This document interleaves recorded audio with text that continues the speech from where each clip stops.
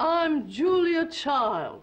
Bon appetit. Julia Child was the first chef who became famous on television, but she wasn't a restaurant chef. She never had a restaurant. What she did is she made people understand that cooking should be fun, that you can be all together as a family. And I think she inspired a lot of American, especially women, to become chefs. Hello, this is Wolfgang Puck, and this is part 2 of The Breakdown.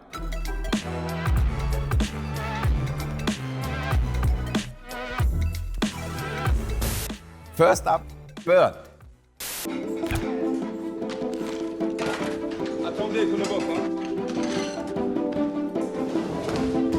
I thought the moves were maybe right, you know, how things go back and forth, but I don't want to look at the shoes of some waiter or chef or whatever. I thought that was weird. I much rather would look at the person, how they move with their hand, because it's really about their hands. Works with the bus. Chef, the menu. Hey.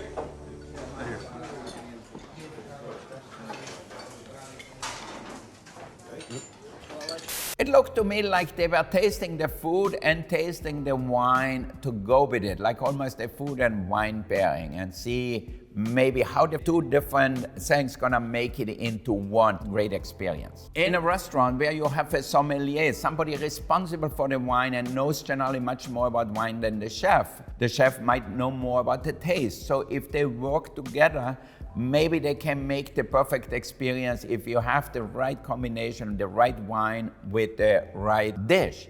Often I see people in restaurants, they have oysters, they have some seafood appetizer, whatever it is, but they already ordered their Cabernet Sauvignon or things like that, a good red wine, and then they have oysters on the table or crab on the table, which would be great with a good crisp white wine, a glass of champagne. So to me, it's really important to have the right wine with the food.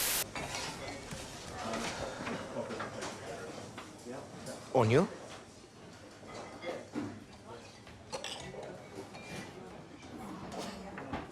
When we organize a menu, when we do new things, it's never a whole new menu. It's always like an evolution what is available at the market. So to me, that's the way it is. And with wines, it's the same in a way. Like I tend to drink rosé wines in the summertime when it's warm outside and have them even for an aperitif sometimes. But in the wintertime, I might drink a heavier red wine. So to me, the season flows not only with food, but also with wine. Ça va? Oui, chef. Aprons up! The chef is putting down the heating lights. These are lights, but actually they are heating the plate. So that way, if a plate gets put on the pass where the waiters pick up the food, you put the lights down, the heaters down, so that way the food stays hot.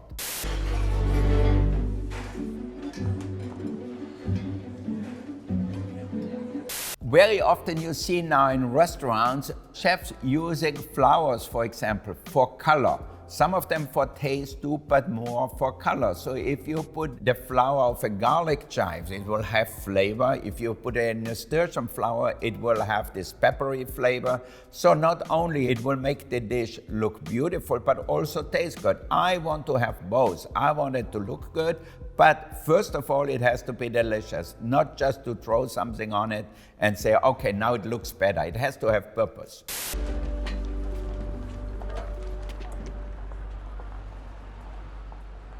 If I read a review, good or bad, obviously everybody out there gonna say, if the review is great, we'll say the food critic is really good. If they write a bad review, we say the food critic sucks. So somewhere in the middle is the right thing. I really believe that we are maybe not as great as somebody said or not as bad as somebody would said. Somewhere in the middle is maybe the right balance, because a lot of these food critics from newspapers go with a preconceived notion to a restaurant. So they know already, this is a fancy restaurant, let's hit them over the head a little bit. Or this is a hole in the wall, let's make them look really good. I went to some restaurants, when I read the review, I said, wow, this is amazing. And then I said, what was the guy smoking to write like that about this restaurant? You know, so I think the food critic, for better or for worse, have very little power today. In comparison, the way it was 30, 40 years ago, a food critic of the New York Times, the LA Times, or San Francisco paper, wherever, when they wrote a great review about your restaurant, you know you would be full for 6 months. These days, social media is the real critic of the restaurant. Next up, Julie and Julia.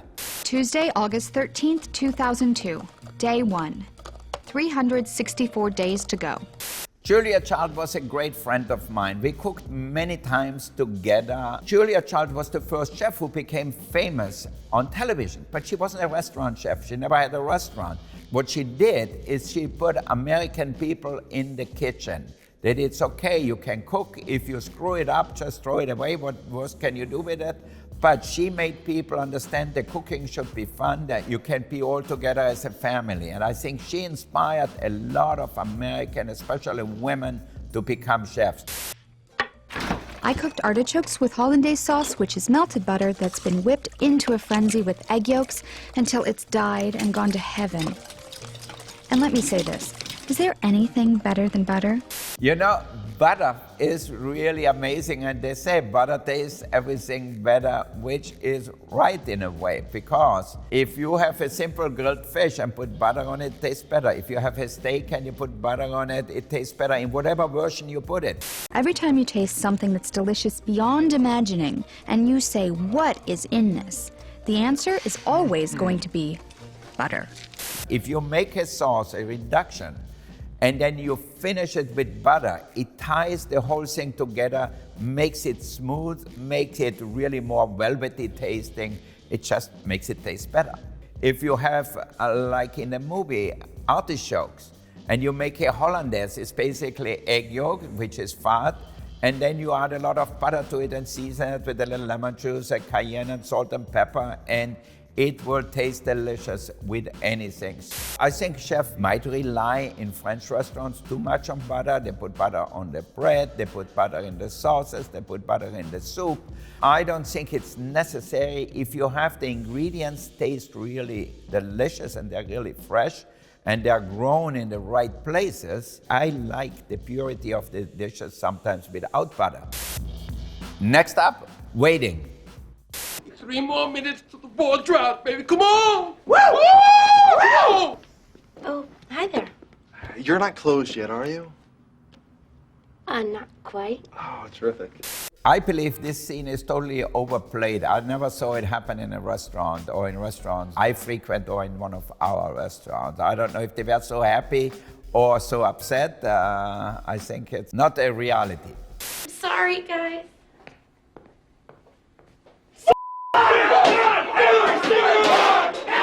It's so interesting because I have people come to the restaurant really late, even in the old time when I was the only one there. One time Jack Nicholson came from somewhere really late. We closed the kitchen and he said, Wolf, what's to eat? And I said, oh, what would you like, meat or fish? Or he said, okay, cook me some fish, give me some pecan pie. And I made it for him and I stayed, instead of going home at 11, I stayed until 12 o'clock.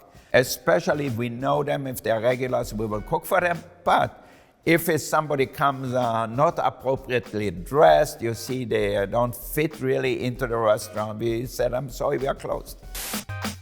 Next up, Overboard. I prepared and handled raw food. I hunt it, you cook it. You shot a chicken? Come on, honey, save the jokes. We're starving here. Probably gonna make chicken soup. I think the pot is way too small to make chicken soup. I think you can cook it whole if you want to, for sure, but hopefully they took out the intestines.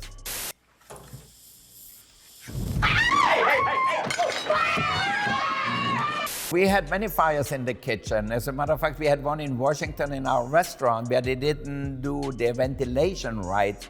So the whole thing caught fire. We had to evacuate the restaurant, so it was very problematic. And sometimes, we all have hoods in the restaurant. If the hoods are not cleaned properly, they can catch fire, and then the fire extinguisher go off, and we have to close the restaurant. I remember one time we had a fire at Chinois with oil, which is very dangerous. And some stupid guy put water in the hot oil and then it flamed up like crazy. So the fire trucks came and everything. So I think we had a few fires. I'll get the burn ointment. You'll be all right.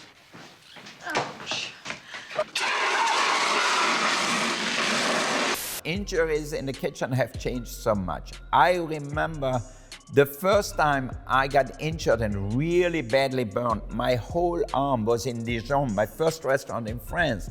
I did not speak French. It was the first week I was there. I stayed at the hospital overnight, and I still remember I was on the operating table. They took off pieces of skin and I was lying there. I said, God, I don't know what they're gonna do with me. And then I stayed overnight and then they let me go. I went back to the restaurant and I started to work the next day with heavy bandage around, but it was so hot. I also had splutters in the face. So just being in the kitchen was so painful. You know, if you don't focus 100%, it's very easy to cut into your fingers, burn yourself. Way to hustle, guys. You all right? You know, practice makes better. So I think the next time she's gonna make a chicken soup, she's probably gonna get a big pot so the chicken fits in there and figure it out, or cut it in half or into pieces. In cooking, just like anything else, practice makes better. You wanna be sure to be able to execute. All right, thanks for watching the clips with me. See you next time.